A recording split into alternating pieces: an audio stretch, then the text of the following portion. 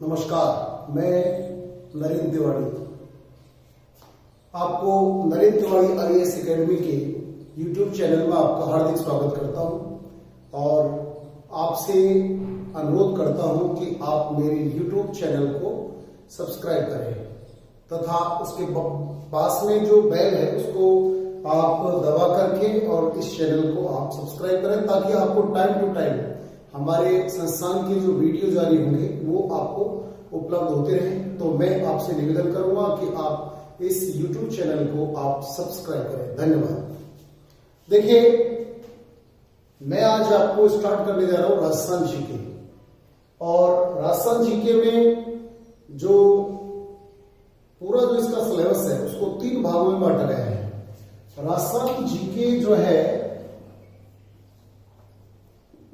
इसके 3 भाग हैं।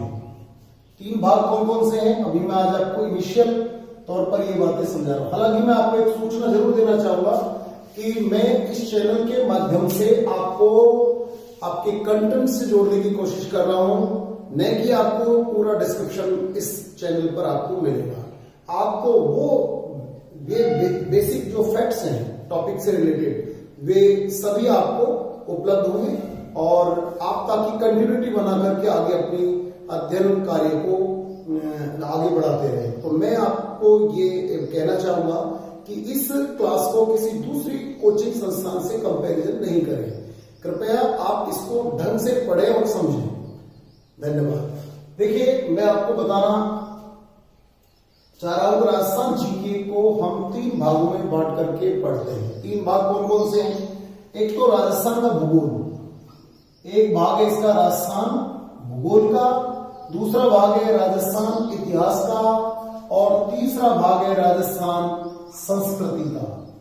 यहां पर जो मैं आपको क्लास दूंगा फिर वापस मैं रिपीट करने जा रहा हूं कि ये क्लासेस जो आपको दी जा रही हैं वो आपको कंटेंट से लगातार जोड़ने के लिए दी जा रही है, इसलिए आप लगातार इसके साथ में जुड़े रहें और आपको इंपॉर्टेंट फैक्ट्स मेरी क्लासों के माध्यम से आप तक पहुंचता रहे, आप उनको लगातार पढ़ते रहे। देखिए, मेरी जो क्लास है उसको ड्रॉप नहीं करें। हालांकि बहुत सारे टीचर्स हैं, अध्यापक हैं, उन्होंने ये चैनल सब्सक्राइब किया हुआ है। बहुत सारे क्लासेस जो मैंने पहले भी डाली हुई है, लेकिन अब आज से वे सभी मेरे संस्थान से जुड़े प्रतियोगी परीक्षार्थी और अन्य जो लोग इस चैनल के माध्यम से लाभान्वित होना चाहते हैं वो इसको सब्सक्राइब जरूर करें। मैं आपको जो पढ़ाने जा रहा हूं वो राजस्थान भूगोल के बारे में बताने जा रहा हूं। देखिए, राजस्थान भूगोल को जब हम पढ़ना शुरू करते हैं तो उसमें आपको ये जरूर बताऊंगा कि आपको नक्शे का ज्ञान होना बहुत अति आवश्यक है। अगर आपको राजस्थान का नक्शा नहीं आता है तो आप राजस्थान भूगोल को बहुत अच्छे से नहीं पढ़ सकते। तो मैं आपको ये कहना चाहूंगा कि जो मेरी पहली क्लास होगी उसमें आपको नक्शे के बारे में आपको जानकारी दूंगा और उसके बाद में जो आपको टाइम टू टाइम में जो लेक्चर दूंगा वो जरूर आप अच्छे से सुने। तो सुनिए, राजस्थान भूगोल की जो शुरुआत, हालांकि मैं आपको बताना चाहूंगा अगर आपने नक्शा सीख लिया तो मैं केवल एकमात्र इस नक्शे के माध्यम से पूरे राजस्थान भूगोल को पढ़ाऊंगा। आपको लगेगा कि हमें ये पूरा भूगोल अच्छे से याद हो गया है। तो देखिए, ये 3 भाग राजस्थान भूगोल, राजस्थान इतिहास और राजस्थान संस्कृति। राजस्थान भूगोल जो है ये मैं आपको टॉपिक यहां पर नोट कर रहा हूं कि राजस्थान भूगोल के अंतर्गत कौन कौन से टॉपिक आते हैं। उसके बाद में बीच बीच में मैं इतिहास के भी टॉपिक आपको पढ़ाता रहूंगा, बीच बीच में मैं आपको कल्चर, राजस्थान की संस्कृति के टॉपिक भी पढ़ाता रहूंगा। लेकिन मैं इस चैनल पर केवल उन्हीं टॉपिकों की चर्चा करूंगा जिनकी आपको अति आवश्यकता है, जो कॉम्पिटिटिव क्लासेस के लिए बहुत इंपॉर्टेंट माने जाते हैं, जिनका बहुत बड़ा महत्व है हमारी प्रतियोगी परीक्षा में। इसलिए मैं आपको आज लेके चलता हूं राजस्थान भूगोल। राजस्थान भूगोल का एक बार मैं आपको सिलेबस बता दूं, क्योंकि बहुत सारे प्रतियोगी परीक्षार्थी ऐसे हैं जिनको अभी राजस्थान भूगोल में क्या आता है क्या नहीं आता है इसकी जानकारी उपलब्ध नहीं है।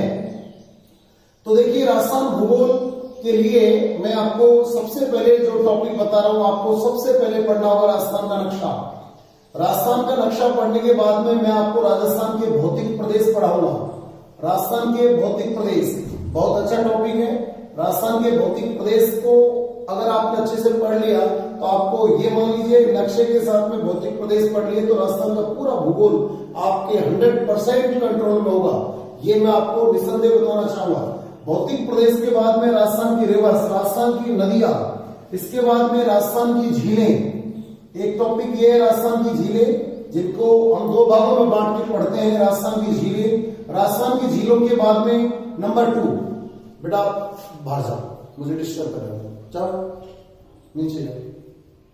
सॉरी, मैं आपको ये बताना चाहूंगा कि ये क्लासेज मैंने मेरे अपने घर पर स्टार्ट किए, क्योंकि संस्थान में हम ना तो जा सकते हैं ना आ सकते हैं, इसलिए मैंने अपने घर पर ही एक क्लासरूम जो है बनाया हुआ है और मैं आज से आपको ये क्लास दे रहा हूँ। क्योंकि छोटे बच्चे हैं, घर पर थोड़ा डिस्टर्बेंस आ सकता है आपको, इसलिए आपसे निवेदन है कि उसको आप अवॉइड करने की कोशिश करें। तो झीलों के बाद में दूसरा अगला जो टॉपिक मैं आपको पढ़ाऊंगा राजस्थान की बांध एवं परियोजनाएं। बांध एवं परियोजनाएं, और बांध एवं परियोजना के बाद में मेरा टॉपिक होगा राजस्थान की जलवायु, क्लाइमेट। राजस्थान का क्लाइमेट होगा, राजस्थान की जलवायु होगी, राजस्थान की वनस्पति होगी, राजस्थान की मिट्टियां होगी, राजस्थान की खनिज संपदा होगी। वेरी इंपॉर्टेंट टॉपिक है राजस्थान की खनिज संपदा। सलेक्शन ओरिएंटेड क्वेश्चन जनरेट करता है ये टॉपिक। इसके बाद में खनिज संपदा के बाद में नेक्स्ट टॉपिक जो आएगा वो राजस्थान के उद्योग, राजस्थान की इंडस्ट्री। इसमें ये जो क्लासेज है जो आपको दी जा रही है राजस्थान जीके की, वो सभी प्रतियोगी परीक्षाओं के लिए आपको ये उपयोगी सिद्ध होगी। ये रीट में भी आप पढ़ सकते हो, आप टीचर फर्स्ट ग्रेड के लिए भी इसमें से जो टॉपिक आपके यूजफुल है उनको आप आराम से पढ़ सकते हो। इसके अलावा कांस्टेबल है, शिक्षक भर्ती परीक्षा है, पटवार परीक्षा है, एसटीसी है, जो भी राजस्थान जीके से रिलेटेड जितने भी कॉम्पिटिटिव एग्जाम हैं उनके लिए ये बहुत उपयोगी होगी। इसलिए आप देख लीजिए ये टॉपिक कौन से आपके लिए यूजफुल होंगे। उद्योग होगा, इंडस्ट्री होगी, खनिज संपदा होगी। इसके अलावा राजस्थान में ऊर्जा संसाधन, ये फर्स्ट ग्रेड में आता है और ये फर्स्ट ग्रेड और आरएस के लायक की टॉपिक है संसाधन। एनर्जी रिसोर्सेज के बारे में भी टॉपिक आता है। इसके अलावा ऊर्जा संसाधन, इसके बाद में राजस्थान की वनस्पति का टॉपिक आ गया शायद। पशु संपदा, वेजिटेशन ऑफ राजस्थान, पशु संपदा राजस्थान का। पशु संपदा के बाद में एग्रीकल्चर, राजस्थान की कृषि, इसमें से क्वेश्चन जनरेट होते हैं। और इसके अलावा एक दो क्वेश्चन है राजस्थान के क्षेत्रीय विकास कार्यक्रम जो है उनके बारे में भी कभी कभी क्वेश्चन आता है। क्षेत्रीय विकास कार्यक्रम, क्षेत्रीय विकास कार्यक्रम। तो यह लगभग ये टॉपिक है जो आपको राजस्थान जीके में पढ़ने हैं। नक्शा है, भौतिक प्रदेश है, नदियां हैं, झीलें हैं, बांध एवं परियोजनाएं, जलवायु है, वनस्पति, मिट्टियां, खनिज संपदा, उद्योग, ऊर्जा संसाधन, पशु संपदा, कृषि, क्षेत्रीय विकास कार्यक्रम। लेकिन आपको यहाँ जो पढ़ाने के लायक टॉपिक है वो आपको नक्शा तो निसंदेह पढ़ाया जाएगा। भौतिक प्रदेश that is very important. Rajasthan की रिवर्स, ये टॉपिक, झील इजी टॉपिक है, नहीं पढ़ाऊंगा। बांध एवं परियोजना के बारे में मैं आपको निश्चित जानकारी दूंगा। Climate that is very important topic, climate, Rajasthan की जलवायु, ये भी टॉपिक मैं आपको पढ़ाऊंगा। इसके अलावा राजस्थान की खनिज संपदा, जिसको पढ़ते समय पसीना आ जाता है बच्चों के, इसलिए इससे मैं आपको इसको इतना इजी टॉपिक पढ़ाऊंगा। अपने यूट्यूब चैनल बहुत सारे लोगों ने भी ये टॉपिक पढ़ा करके आपको यूट्यूब चैनल पे डाउनलोड किया हुआ है, लेकिन जब मैं आपको पढ़ाऊंगा तो आपको अंतर महसूस होगा कि ये टॉपिक हम लोगों ने अपने एक प्लान के तहत कितना इजी बना दिया है। That is very important topic. Industry, Rajasthan, ऊर्जा संसाधन बहुत अच्छा टॉपिक है। किताब में पढ़ने पर थोड़ा कम समझ में आता है, लेकिन मैं कोशिश करूंगा कि आपको यहाँ पढ़ाने के बाद में ये हमेशा के लिए प्रॉब्लम का सोल्यूशन होगा। बाकी ये जो टॉपिक है ये बिल्कुल इजी टॉपिक है। तो मेरा फोकस उन टॉपिकों पर पहले होगा जिन टॉपिकों की आपको विशेष आवश्यकता है, विशेष रूप से आप लोग इनको पढ़ना चाहते हैं। तो देखिए आज मैं लेके चलता हूँ, समय खराब न करते हुए मैं सबसे पहले टॉपिक ले रहा हूँ राजस्थान का नक्शा। राजस्थान का नक्शा जो स्टार्ट कर रहा हूं मैं, तो यहां से आप समझिए, क्योंकि मैं नक्शे को माध्यम बना करके ही कंप्लीटली आपको राजस्थान भूगोल को पढ़ा दूंगा। इसमें आपको कहीं कोई प्रॉब्लम नहीं आएगी। देखिए नक्शा जब मैं पढ़ाने जा रहा हूं तो इसमें आप देखिए, आप जिले राजस्थान में टोटल कितने हैं? 33 जिले, और मैं इन 33 जिलों को दो भागों में बांटता हूं अपने बिहार पर, पुस्तक के माध्यम से नहीं। 33 जिलों को हम दो भागों में बांटते हैं। एक तो राजस्थान के वे जिले जो सीमावर्ती हैं, अर्थात जो राजस्थान की सीमा को स्पर्श करते हैं, और एक वे जिले जो मध्यवर्ती हैं, जो राजस्थान की सीमा को स्पर्श नहीं करते हैं। उन जिलों को हम मध्यवर्ती जिले मानेंगे। इनकी संख्या 8 और सीमावर्ती जिलों की संख्या 25 plus 8 is equal to 33 district Rajasthan में उपस्थित है इस समय। तो देखिए, मैं सीमावर्ती जिले 25 पहले इनकी चर्चा करूंगा, उसके बाद में मैं आपको मध्यवर्ती जो राजस्थान के 8 जिले उनके बारे में मैं आपको स्पष्ट करूंगा।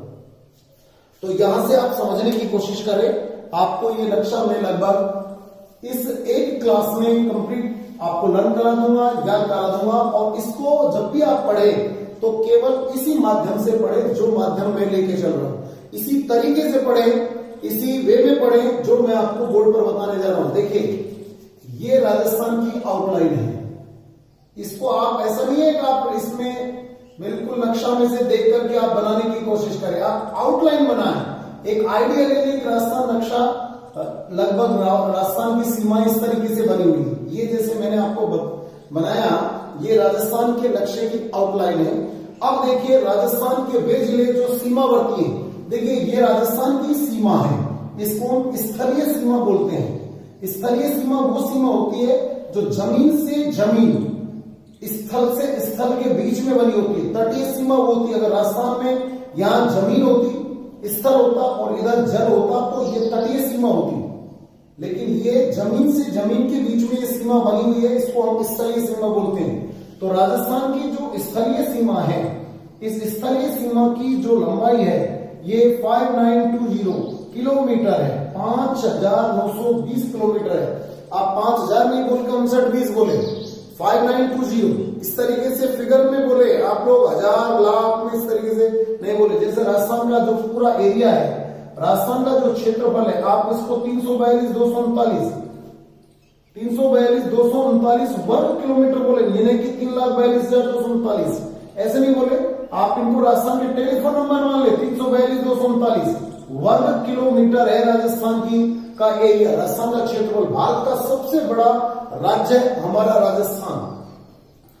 जिले जो 33 है, उन जिलों में जो सीमावर्ती जिले, देखिए ये राजस्थान की सीमा है, जो जिला इस सीमा को स्पर्श करेगा वो राजस्थान का सीमावर्ती जिला होगा। देखिए, सबसे पहले आप मान लीजिए, इमेजिन, कल्पना कीजिए कि हम राजस्थान के एक ऐसे जिले में मैंने आपको लाके खड़ा कर दिया जहां डेजर्ट है, रेगिस्तान है। तो आपको सबसे पहले मैंने यहां पर लाके खड़ा किया इस जिले की, यहां जो जिला है इसकी लोकेशन वो गंगानगर है। आप देख लीजिए, बिल्कुल दिमाग में बैठा लीजिए कि हमारे नक्शे में ऊपर की तरफ जो डिस्ट्रिक्ट है वो गंगानगर है, और मैंने आप सभी को यहां ला करके खड़ा कर दिया। और यहां आने के बाद में आपने मुझसे कहा कि सर हम हाँ क्या बोल रहे, बड़ा लिखो, बड़ा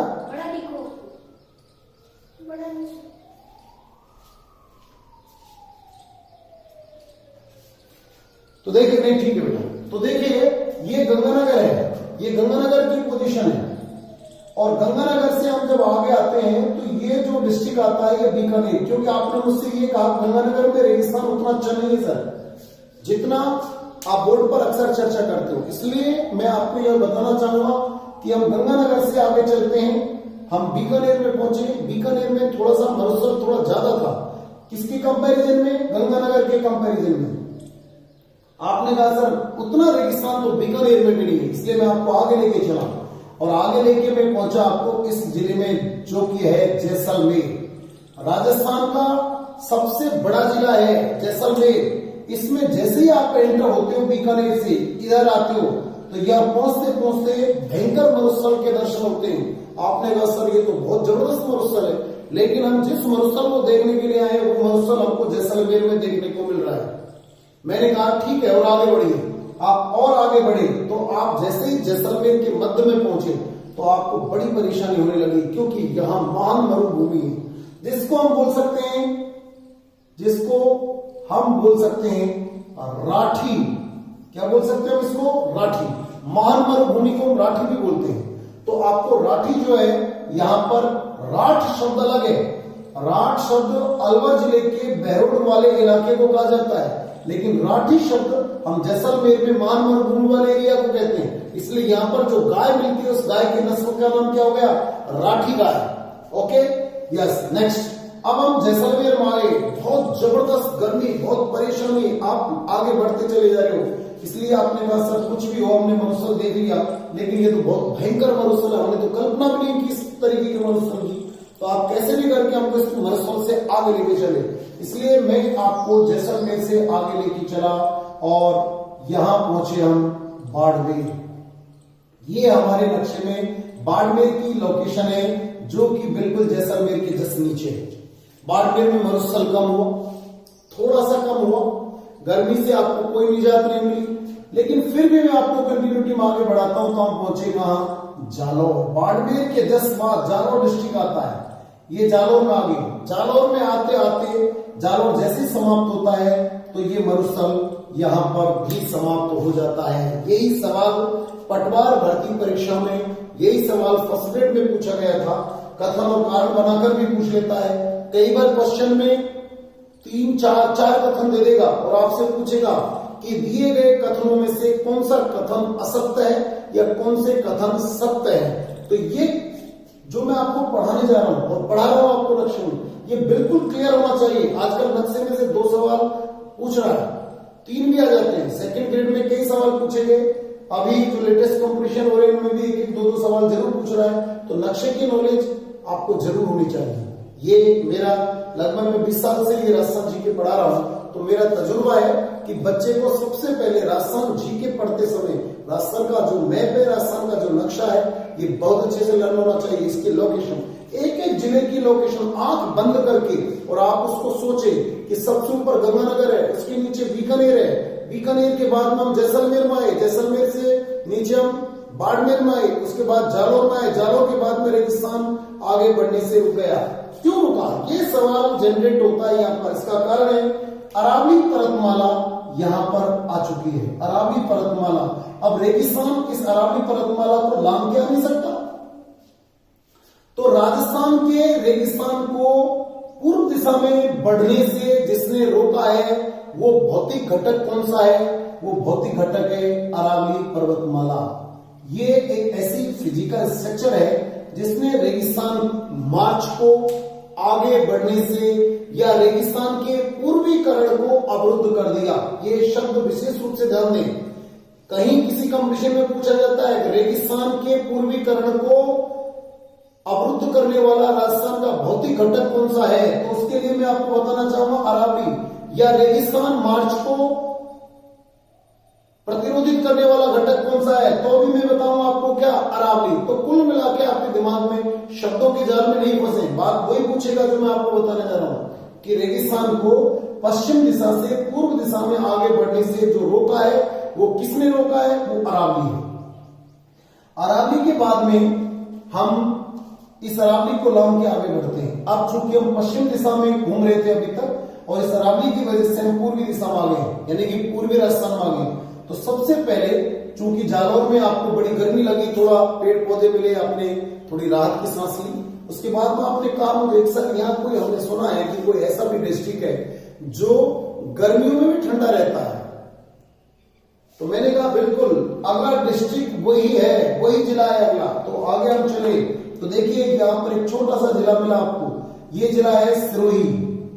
तो इसमें आप जूम करके देख लेना, थोड़ा सा बोर्ड की विजिबिलिटी हो सकता है कि आपको कम दिख रहा हो, लेकिन ये सिरोही है, ठीक है। सिरोही से आगे चले तो सिरोही में आप घूमे फिरे, बड़ा अच्छा लगा, नो डाउट। माउंट आबू तो बड़ा सुंदर स्थान है सिरोही का। तो यहाँ पर एक झील भी है, कौन सी झील है राजस्थान की? सिरोही माउंट आबू में कौन सी झील है? नक्की झील, जिसको कहते हैं कि राजस्थान में इसे देवताओं ने अपने नाखूनों से बनाया था, लेकिन ये एक किंवदंती है, ये एक जनश्रुति है, इसका कोई विशेष आधार नहीं है। इसलिए ध्यान रखें कि नक्की झील वास्तव में जनश्रुति के आधार पर पूछा जाए तो देवताओं ने इसे अपने नाखूनों से बनाया, लेकिन यदि अगर भूगोल के विद्वानों के अनुसार माने तो यह झील ज्वालामुखी के मुख से बनी हुई झील है, जिसे क्रेटर लेक कहते हैं। क्रेटर झील जितनी भी हो दुनिया में वो सबसे ऊंची झील होती है और सबसे गहरी झील भी होती है। आरएस 2010 में ये सवाल पूछा गया कि राजस्थान की सबसे ऊंची और सबसे गहरी झील कौन सी है, तो ध्यान रखें इसका जवाब है नक्की झील, माउंट आबू आपको बताना है। सिरोही में आप घूमे, उसके बाद में आपने कहा सर और भी कोई अच्छा डिस्ट्रिक्ट है तो वहां लेके चलिए, तो मैं आपको लेके चला कहां पर, इसके बाद में झीलों की नगरी जिसे कहते हैं राजस्थान का कश्मीर, और ये डिस्ट्रिक्ट है आप अच्छे से समझ गए होंगे कि ये उदयपुर जिला है जिसे हम कहते हैं झीलों की नगरी। लेकिन ये सभी पुस्तकों में लिखा हुआ है कि हम उदयपुर को झीलों की नगरी कहते हैं, लेकिन इसका जवाब या इसका कारण नहीं लिखा कि हम उदयपुर को झीलों की नगरी क्यों कहते हैं। व्हाई वी कैन से कि लेक सिटी ऑफ राजस्थान, तो इसको झीलों की नगरी कहते हैं, राजस्थान का कश्मीर कहते हैं। झीलों की नगरी कहने की वजह तो यही है कि इसमें बहुत सारी लेक्स हैं, बहुत सारी झीलें। राजस्थान का कश्मीर क्यों कहते हैं, इसको पूर्व का वेनिस क्यों कहते हैं, इसकी वजह संसार में सबसे ज्यादा जो झील है वो वेनिस में है, और भारत में जो सबसे ज्यादा झील है वो कश्मीर में है, इसलिए हम इसको राजस्थान का कश्मीर कहते हैं, इसलिए हम इसको राजस्थान का वेनिस कहते हैं। भारत राजस्थान का वेनिस क्यों कहते हैं, क्योंकि वेनिस अपनी लेक्स के लिए जाना जाता है, प्रसिद्ध है, कश्मीर लेक्स के लिए प्रसिद्ध है। इसी तरीके से राजस्थान में उदयपुर भी झीलों के लिए प्रसिद्ध है, इसलिए हम उदयपुर को झीलों की नगरी कहते हैं, इसलिए हम उदयपुर को पूर्व का वेनिस कहते हैं। ओके यस, अब हम आगे चले, तो ये तो बहुत सुंदर डिस्ट्रिक्ट है सिरोही और उदयपुर राजस्थान में एकमात्र हिल स्टेशन देने वाला डिस्ट्रिक्ट है सिरोही। और ये दो बहुत सुंदर डिस्ट्रिक्ट है। आगे बढ़े आपने सोचा आगे की भी यात्रा बड़ी मंगलमय होगी, अच्छे सुंदर डिस्ट्रिक्ट आएंगे, लेकिन ऐसा नहीं। यहाँ पर हम देखें कि यहाँ पर डूंगरपुर आ गया, देखिए डूंगरपुर की लोकेशन कहाँ है हमारे नक्शे में, और डूंगरपुर के बाद में देखिए ये डूंगरपुर के बाद में अगला जो डिस्ट्रिक्ट आता है ये बांसवाड़ा आता है। ये दोनों डिस्ट्रिक्ट बहुत सुंदर नहीं, और यहाँ बांसवाड़ा में आकर के हमने रात्रि विश्राम किया, डूंगरपुर बांसवाड़ा।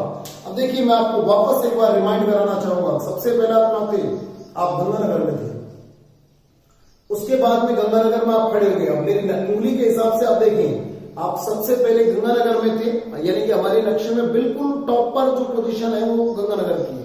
उससे थोड़ा नीचे उतरे बीकानेर, उससे थोड़ा नीचे उतरे जैसलमेर, फिर बाड़मेर, फिर जालौर के बाद में अरावली पर्वतमाला गई, जालौर को लांघो, अरावली पर्वतमाला को लांघिए, और उसके बाद में आप सिरोही में आइए, सिरोही के बाद में उदयपुर एक बहुत अच्छा शहर है, उदयपुर के बाद में फिर दो बहुत गंदे डिस्ट्रिक्ट आ गए, डूंगरपुर और बांसवाड़ा। सॉरी, ये डूंगरपुर बांसवाड़ा वाले लोग इस बात को नहीं समझें कि गंदे डिस्ट्रिक्ट नहीं, मैं सिर्फ इनको समझाने और याद कराने के लिए बता रहा हूं। दो अच्छे डिस्ट्रिक्टों के साथ में, दो अच्छे जिलों के साथ में, दो मैंने उस तरीके से बता दिया ताकि बच्चे के दिमाग में मेमोरी में ये बात बनी रहे कि ये सिरोही, ये उदयपुर, उसके बाद में डूंगरपुर और बांसवाड़ा में हमने रात्रि विश्राम किया।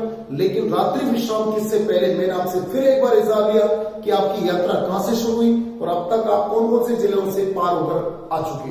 तो आपने बताया कि हम सबसे पहले गंगानगर में थे, फिर हम बीकानेर में आए, फिर हम जैसलमेर में आए, जैसलमेर में हमको जबरदस्त मरुस्थल मिला। अब हमने कम मरुस्थल की ओर जाना चाहा तो हम बाड़मेर में आए, जालौर में आए, बाड़मेर जालौर में मरुस्थल हो गया समाप्त। अरावली पर्वतमाला यहाँ पर इस तरीके से लंबवत लगी हुई मिली। अब हमने अरावली पर्वतमाला को लांघा, बहुत सुंदर डिस्ट्रिक्ट आया सिरोही, उसके बाद में उदयपुर आया जिसे हम कहते हैं झीलों की नगरी। फिर दो हमारे पास में ऐसे डिस्ट्रिक्ट आए जो पिछड़े हुए, डूंगरपुर और बांसवाड़ा में रात्रि विश्राम की। उसके बाद में मैंने अगले दिन आपको सुबह जगाया और सुबह में इस यात्रा को आगे बढ़ाने लगा। जब मैं आपको इस यात्रा को आगे बढ़ाने लगा तो आप सुबह सुबह जब चलने लगे तो यहां पर हनुमान जी मिले। हनुमान जी का शरीर बहुत विशाल है, भूद्रा आकार शरीरा, इसलिए हनुमान जी के पैर इस जगह पर रखे हुए हैं, पैर यहाँ हनुमान जी चित्त लेटे हुए हैं। यहाँ पर हनुमान जी ने गदा रखी हुई है, देखिए जहां पर पैर है ये पैर रखे हुए हैं। और इस तरीके से आप देखिए कि ये जो है जिला ये यहाँ चित्त लेटे हुए हैं, और यहाँ पर आप देखिए कि हनुमान जी की गदा इस तरीके से रखी हुई है। तो मैंने इनको 3 जिले, क्योंकि आपने हनुमान जी मिले, मैंने आपको बताया हनुमान जी मिले, पैर छुए, तो आपने हनुमान जी के पैरों को छुआ। लेकिन मैंने एक क्वेश्चन किया, हनुमान जी के पैर क्यों छूते, हनुमान जी का सिर ही छू लेते। आपने कहा सर हनुमान जी के पैरों में तो प्रताप है, इसलिए ध्यान रखें जहां पैर रखे हुए हैं वहां प्रतापगढ़ है, जहां हनुमान जी चित्त लेटे हैं वो चित्तौड़गढ़ है, और जहां हनुमान जी की गदा है वो भीलवाड़ा है। तो पैरों में कौन है? प्रताप। पैरों में प्रताप यानी कि प्रतापगढ़। जहां चित्त लेटे हुए हनुमान जी वो डिस्ट्रिक्ट है चित्तौड़गढ़। जहां हनुमान जी की गदा रखी है, क्योंकि आप नक्शे में देख सकते हैं कि जो भीलवाड़ा है उसकी पोजीशन गदा जैसी है, इसलिए हमने इसको भीलवाड़ा माना। हनुमान जी की गदा को क्या माना? भीलवाड़ा। और यहाँ पर आप देखिए कि ये चित्तौड़गढ़ जिले का एक छोटा सा टुकड़ा है, ये अलग से पड़ा हुआ है। ये बड़ा काम का है, इसमें ही चंबल नदी प्रवेश करती है, इसी में चूलिया जलप्रपात है, इसी में भैंसरोडगढ़ अभ्यारण्य है, इसलिए ये हिस्सा इसी में ऊपर माल पठार का भाग है। तो ये वेरी इंपॉर्टेंट कॉम्पिटेटिव क्लासेस के लिए चित्तौड़गढ़ का ये जो पार्ट है ये बड़ा उपयोगी है, इसलिए इसको जरूर दिमाग में रखें। इसकी कंडीशन लोकेशन भी देखिए, इसकी स्थिति भी देखिए कि चित्तौड़गढ़ पूरा का पूरा इस जगह पर है, बीच में भीलवाड़ा गया, फिर वापस चित्तौड़गढ़ का एक टुकड़ा हमें मिला है। इसके बाद में देखिए आप आगे बढ़ते हैं कि यहाँ आपको बिल्कुल हेलीकॉप्टर जैसी शेप में कोटा मिलेगा। कोटा को आप देखिए इधर भी सीमा बनाता है, इधर भी सीमा बनाता है, इसलिए मैं अक्सर जब पढ़ाता हूँ तो मैं बच्चों को बताता हूँ इस तरीके से, अगर मैं आपको इशारा करता हूँ तो इसका मतलब ये कोटा की पोजीशन है, ठीक है, ये कोटा की पोजीशन है। और कोटा की पोजीशन देखिए, ये मेरा हाथ यहाँ पर नीचे है और धीरे धीरे ये हाथ ऊपर की तरफ जाएगा, और ऊपर यानी ये पूरी लोकेशन कोटा की बनी, और ऊपर से फिर एकदम नीचे आएगा। तो ये नीचे जो आता है 12, तो देखिए कोटा के जस्ट नीचे ये कौन सा डिस्ट्रिक्ट हो गया? 12। ये 12 डिस्ट्रिक्ट हो गया, और 12 के बाद में ये जो जिला हो गया कोटा 12, और बिल्कुल नीचे नीचे जो डिस्ट्रिक्ट है ये कौन सा है? झालावाड़। ध्यान रखिए कोटा 12, ये कोटा, ये 12, ये झालावाड़। अगेन फिर देखिए कोटा 12 झालावाड़, फिर देखिए कोटा 12 झालावाड़। यस, अब वापस मैं आपको गंगानगर में लेके चलता हूं। आपकी यात्रा सबसे पहले कहां शुरू हुई? गंगानगर, फिर कहां है? बीकानेर, फिर कहां है? जैसलमेर, फिर बाड़मेर, जालौर। जालौर में आने के बाद में क्या गई? अरावली पर्वतमाला। और उसके बाद में मेरा बेटा बड़ा ध्यान से सुन रहा है, इसको पढ़ रहे हैं और बड़ा मतलब समझदारी, मुझे भी अच्छा हो रहा है, मैं अपने बच्चों को भी पढ़ा पा रहा हूँ यहाँ पर। तो वो दोनों बैठे हुए हैं, मेरी एक बेटी एक बेटा है, और अच्छे से सुन रहे हैं इसको। 4th क्लास में पढ़ रहा है, बेटी मेरी 7th क्लास में। तो देखिए फिर अगेन आइए बीकानेर, गंगानगर, बीकानेर, जैसलमेर, बाड़मेर, जालौर, अरावली पर्वतमाला गई। फिर आपको एक सुंदर सा सिटी मिलेगा सिरोही, सिरोही, फिर उदयपुर, फिर डूंगरपुर, फिर बांसवाड़ा। बांसवाड़ा में आपने रात्रि विश्राम किया, फिर आपको हनुमान जी मिले। हनुमान जी के जहां पैर हैं वो प्रतापगढ़, जहां हनुमान जी चित्त लेटे हुए हैं वो चित्तौड़गढ़, जहां गदा रखी हनुमान जी की वो भीलवाड़ा। और इस तरीके से जो आर पार सीमा बना रहा है कोटा 12 झालावाड़। तो कोटा 12 झालावाड़, ठीक है। झालावाड़ के बाद में आपने सवाई जंप किया, क्योंकि आप कोटा में एंटर भी कर सकते हैं। आप जा चुके हैं कोटा में, 12 में जा चुके हैं, इसलिए आप झालावाड़ से जंप नहीं सवाई जंप कीजिए, क्योंकि आपको हनुमान जी के दर्शन हो गए हैं, आपकी शक्ति सवाई हो गई है, आप में ताकत बढ़ गई है। इसलिए अगर हनुमान जी के दर्शन नहीं होते तो आप कोटा में गिर जाते। अब तो आपको हनुमान जी के दर्शन हो गए हैं, इसलिए आप झालावाड़ से जंप नहीं सवाई जंप कीजिए। सवाई जंप करने के बाद में आप इस जगह आके गिरे, ये जगह, इस जगह आके गिरे, ये जगह आपकी हो गई सवाई माधोपुर। लोकेशन आपको ध्यान में रखनी है, सवाई माधोपुर। सवाई माधोपुर के पास में उसकी बहन बैठी हुई है करौली, ये करौली हो गई। करौली के पास में 2 जाट रियासत है, ध्यान रखें, राजस्थान में 2 जाट रियासत। इस कॉर्नर में धौलपुर ही आएगा, ये विशेष रूप से ध्यान रखें, धौलपुर। और धौलपुर के पास में उसका भाई है भरतपुर, ये राजस्थान की दोनों जाट रियासत है, धौलपुर, भरतपुर। भरतपुर का दोस्त कौन है? अलवर। आप कहीं भी चले जाइए, मैं अलवर का रहने वाला हूं, चूंकि मुझे बहुत जगह पूछा गया अलवर भरतपुर कैसे लग रहे हो, हमेशा अलवर के साथ में भरतपुर ही जुड़ेगा। मेवात बोलेंगे अलवर भरतपुर, मत्स्य प्रदेश बोलेंगे अलवर भरतपुर की सबसे पहले चर्चा होती है, दोस्त है दोनों, ध्यान रखें। तो अलवर, अलवर का बड़ा भाई कौन है? जयपुर। और छोटा भाई कौन है? सीकर। प्यारे जैसी आकृति में, ये देखिए, ये सीकर प्यारे जैसी आकृति में, ये जयपुर है। चूंकि कछवा वंश के राजा ने इसे स्थापित किया, अलवर को भी कछवा वंश के राजा ने स्थापित किया। इसलिए मैं यहाँ भाई बोल रहा हूँ उनको। जयपुर, अलवर, अलवर का बड़ा भाई जयपुर। और प्याले जैसी आकृति में जयपुर से आगे कौन है? सीकर। और सीकर प्याले जैसी आकृति है, क्योंकि गर्मी के दिन आगे मेरे भाई हो तो आपको भी आइसक्रीम की आवश्यकता होगी, इसलिए इस प्याले में रख लीजिए आइसक्रीम। ऐसे रख सकते हैं हम आइसक्रीम को इस तरीके से। और अगर इस आइसक्रीम की तरह जो इस प्याले में जो आइसक्रीम रखी हुई है, इसको आइसक्रीम मत बोलिए, इसको झुंझुनू बोलिए। तो ये कौन सा जिला हो गया? झुंझुनू। तो आप फिर देखिए, सीकर प्याले जैसा है और उसमें आइसक्रीम की तरह जो रखा हुआ डिस्ट्रिक्ट है वो झुंझुनू है। और झुंझुनू के बाद में ये देखिए, ये चूरू और ये हो गया आपका हनुमानगढ़। ये कौन सा डिस्ट्रिक्ट हो गया लास्ट में? हनुमानगढ़।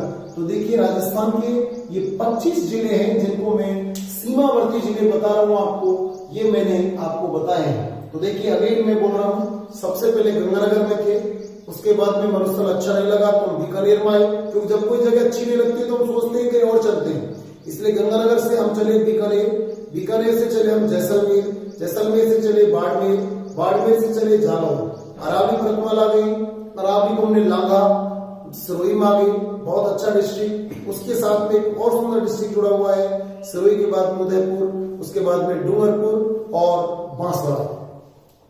बांसवाड़ा में हमने रात्रि विश्राम किया, फिर हमको मिले हनुमान जी। हनुमान जी के जहां पैर है वो प्रतापगढ़, जहां चित्त लेटे हैं वो चित्तौड़गढ़, जहां गदा है वो भीलवाड़ा। और ये चित्तौड़गढ़ का छोटा सा टुकड़ा, ये जरूर ध्यान में रखें। और फिर जो आर पार सीमा बना रहा है ये कोटा, और उसके बाद में बारा और फिर झालावाड़। हो सकता है कि आपको ये क्लास इस तरीके की लगे, लेकिन बहुउपयोगी क्लास है ये, आपको हर टॉपिक में मदद देगी ये नक्शा। और ये भी मैं आपको बता दूं कि आप यदि करंट इश्यू पढ़ते हैं कि कौन सा प्रोग्राम किस जिले में चलाया जा रहा है या कौन से जिलों में चलाया जा रहा है, तो आप इस तरीके से याद करें कि उन जिलों में कौन से तो मध्यवर्ती जिले और कौन से सीमावर्ती जिले। आपको बहुत ज्यादा इजी लगेगा वो टॉपिक। आप चाहे 20 जिलों में वो कार्यक्रम चल रहे तो आप 20 जिलों को फटाफट बताने में सक्षम हो जाएंगे। बताऊंगा अभी मैं अगली क्लासों में किस तरीके से आपको ये याद करना है। ओके, तो देखिए यहाँ ये भीलवाड़ा में आ गए, कोटा, बारा, झालावाड़। अब झालावाड़ से आपने सवाई जंप किया, सवाई माधोपुर। सवाई माधोपुर के पास में उसकी बहन बैठी हुई करौली, उसके पास में 2 जाटियां सब, इस कॉर्नर में धौलपुर, फिर भरतपुर। भरतपुर का दोस्त कौन है? अलवर। और अलवर का बड़ा भाई कौन है? जयपुर। जयपुर ठीक है, जयपुर का छोटा भाई सीकर। सीकर प्याले जैसे आकृति में, उसमें आइसक्रीम की तरह झुंझुनू, फिर चूरू और फिर हनुमानगढ़। इस तरीके से ये 25 जो जिले हैं, 25 जो डिस्ट्रिक्ट है, 25 जिले जिनको मैंने आपको पहले बताया सीमावर्ती जिले हैं। इन सीमावर्ती जिलों की ये प्रत्येक जिले की लोकेशन है, स्थिति है कि राजस्थान के नक्शे में ये जिले कहां पर स्थित है। आप आंख बंद करें, माना कि आप जालौर में खड़े हैं तो आपको अलवर आना है या आपको जयपुर जाना है, तो आपको तुरंत आंख बंद करके ये विचार आ जाना चाहिए कि अब मैं इधर को खड़ा हूं और जयपुर की पोजीशन उधर को पड़ेगी। बहुत बार ऐसे नक्शे में सवाल पूछे जाते हैं, ठीक है। तो ये विशेष रूप से ध्यान रखें, इसको इमेजिन करके जरूर पढ़ना है और इसको रिपीट करना। आप 1, 2 बार 3 बार मेरे इस वीडियो को जरूर देखें, क्योंकि 2 बार 3 बार अगर आपने देखा तो आपका नक्शा इस तरीके से याद होगा, तो कभी नहीं भूल सकते। आपको ये प्रैक्टिकल लाइफ में भी उपयोगी होगा और वैसे भी आप जब कॉम्पिटिटिव क्लास पढ़ रहे हो तो भी आपको बहुत उपयोगी होगा। और आपको ये हमेशा, आप अपने बच्चों को भी, अपने भाइयों को या छोटे बच्चों को भी इसको याद कराएं, ये हमेशा उपयोगी होगा। तो देखिए अब अरावली पर्वतमाला की लोकेशन इस तरीके से बनती है। ये देखिए इधर को सिरोही है, अरावली पर्वतमाला के इधर जो दक्षिण पश्चिम दिशा है इधर को सिरोही है, और इधर से सिरोही से चलते चलते ये देखिए झुंझुनू में चले जाते खेजड़ी तक। तो ये राजस्थान में अरावली पर्वतमाला की पोजीशन हो गई, ये उत्तर पूर्व दिशा है।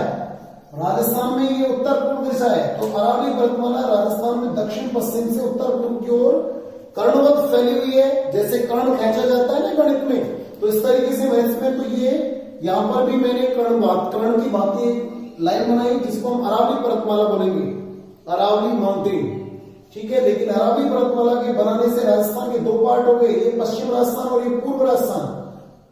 और ये मैंने सिर्फ दिशा के हिसाब से बोले, जो पश्चिम दिशा में राजस्थान है वो पश्चिम राजस्थान, और जो पूर्व दिशा में है वो पूर्वी राजस्थान, ठीक है। तो ये पश्चिम राजस्थान हो गया। पश्चिम राजस्थान में आप देखिए ये मध्य में जगह खाली पड़ी हुई है, और पूर्वी राजस्थान में देख लीजिए ये जगह खाली पड़ी हुई है, ये मध्यवर्ती जिलों की जो मैंने आपको शुरू में बताया मध्यवर्ती जिले कितने हमारे 8। तो देखिए 8 जिले कैसे हैं। इस पश्चिम में आइए पहले, पश्चिम में ये जो जगह है इसमें जो नापा, एक ये शब्द याद रखिए, जो नापा।